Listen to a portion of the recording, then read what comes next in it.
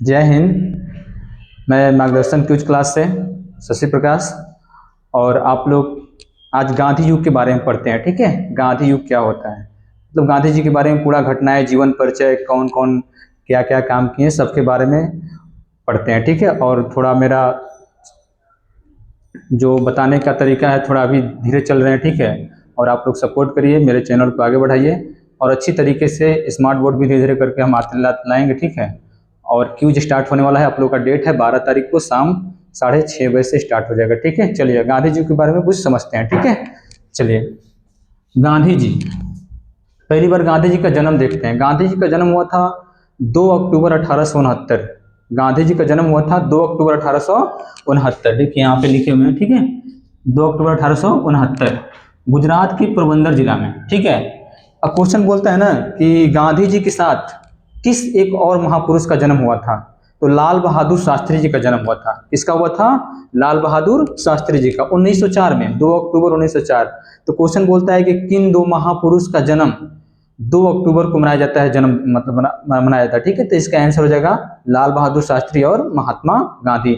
इसी उपलक्ष्य में सन 2007 से, इस क्वेश्चन को ध्यान दीजिएगा, सन 2007 से क्या मनाया जाता है? ठीक है, आप लोग ध्यान दीजिएगा इसको, सन 2007 से मनाया जाता है अहिंसा दिवस। बिहार पुलिस में इस बार क्वेश्चन आया था कि गांधी जी जब दक्षिण अफ्रीका से वापस लौटे थे तो 9 जनवरी 1915 को हम आगे बताएंगे, उसमें उस दिन कौन सा मतलब प्रवासी भारतीय दिवस मनाया जाता है, कब से मनाया जाता है?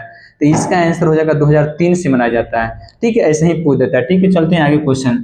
गांधी जी का पूरा नाम मोहनदास करमचंद गांधी और इनका उपनाम मोनिया बोला जाता था। देखिए गांधी युग से जितना भी क्वेश्चन है टोटल हम एनसीईआरटी से टोटल लाए हुए हैं, एक भी क्वेश्चन नहीं छूटने वाला है। इसके बाद एक और पार्ट आएगा, ये तो केवल उनके बारे में परिचय है। गांधी जी, उनकी पुस्तक कौन सी चर्चित है, कांग्रेस का अधिवेशन में कब भाग लिए थे, मतलब उनको कौन सी उपाधि मिला था, सब हम बताएंगे। ठीक है, चलते हैं अगला क्वेश्चन। गांधी जी के पिता का नाम करमचंद्र गांधी। गांधी जी के पिता का नाम करमचंद्र गांधी और माता का नाम पुतली बाई। ठीक है, माता का नाम पुतली बाई। कितना लोग ना क्या होता है कि माता में और उनके पत्नी में कंफ्यूजन हो जाते हैं।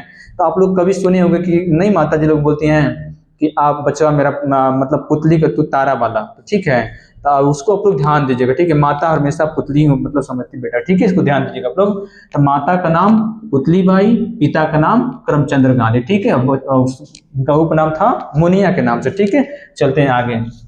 गांधी जी का मृत्यु 30 जनवरी 1948, 30 जनवरी 1948 दिल्ली में बिरला भवन है। कहाँ में? दिल्ली में बिरला भवन है। वहीं से गांधी जी 3 वो मतलब उनकी सेविका थी, उन्हीं के साथ आ रहे थे। गांधी जी को गोली मारा था नाथूराम गोडसे।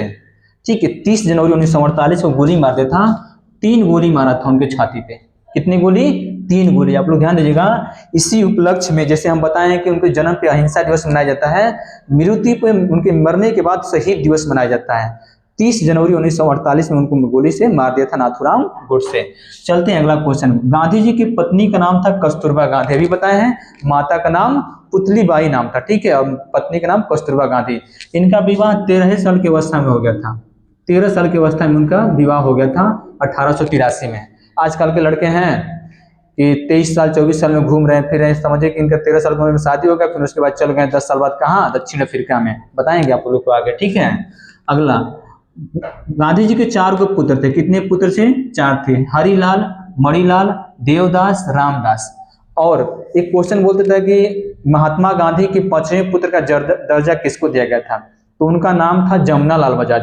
इसमें हम नहीं लिखे हैं, थोड़ा भूल गए। ठीक है, जमनालाल बजाज उनके बेटा नहीं थे, लेकिन वहां गांधी जी उनको दर्जा देते। ठीक है, ध्यान दीजिएगा आप लोग।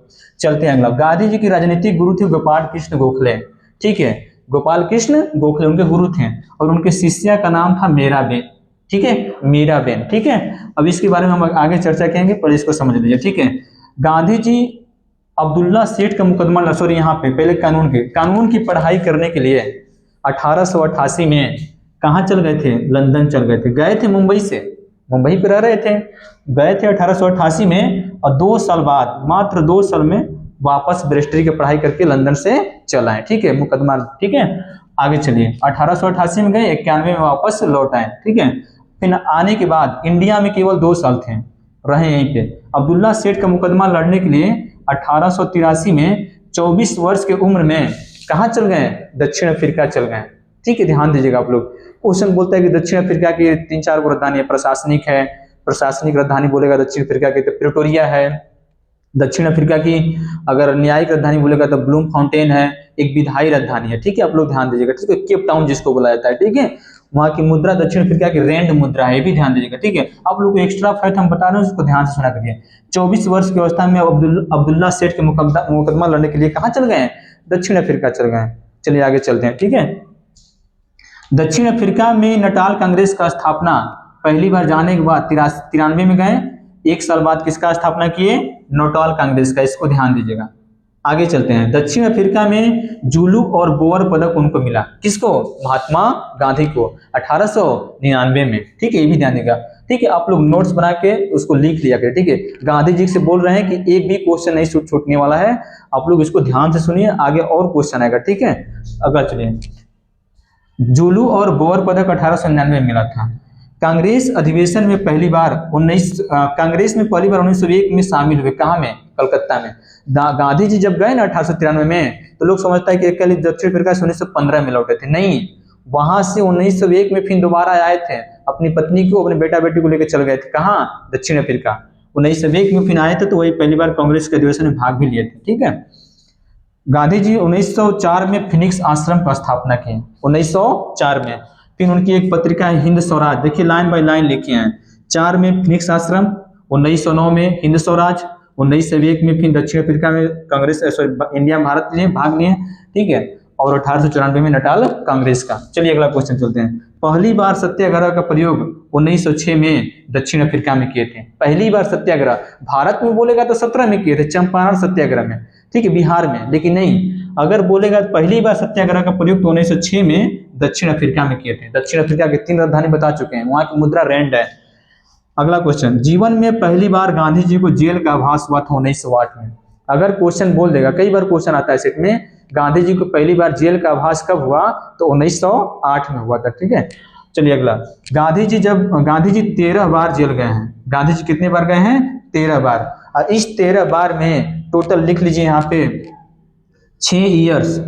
ठीक है, 6 ईयर्स 5 मंथ जेल में रहे थे। टोटल मिला के 6 ईयर्स 5 मंथ। ध्यान दीजिएगा। आगे चल के टोल्स्टॉय फर्म का स्थापना की 1910 में, जोहान्सनबर्ग, दक्षिण अफ्रीका में ही पड़ता है। जितना भी काम 1893 से 1915 तक होगा, सब काम दक्षिण अफ्रीका में किए हैं। मात्र एक 1901 में आए थे कलकत्ता अधिवेशन में भाग लेने के लिए। इसको ध्यान दीजिएगा। ठीक है, चलिए अगला करते हैं। महात्मा गांधी साबरमती आश्रम का स्थापना 1915 में किए। 1915 में आए थे। 9 जनवरी 1915 को इसी उपलक्ष्य में प्रवासी भारतीय दिवस मनाया जाता है 2003 से। ये बिहार पुलिस में क्वेश्चन आ चुका है, पहली बार प्रवासी भारतीय दिवस कब मनाया गया था? ठीक है, 2003 में, सॉरी 2003 से। यहाँ अगला, महात्मा गांधी दक्षिण अफ्रीका से कब लौटे? 9 जनवरी 1915 को। प्रवासी भारतीय दिवस 2003 आप लोग बता चुके हैं। ठीक है, पहली बार गांधी जी एकमात्र कांग्रेस का अधिवेशन अध्यक्षता किए थे।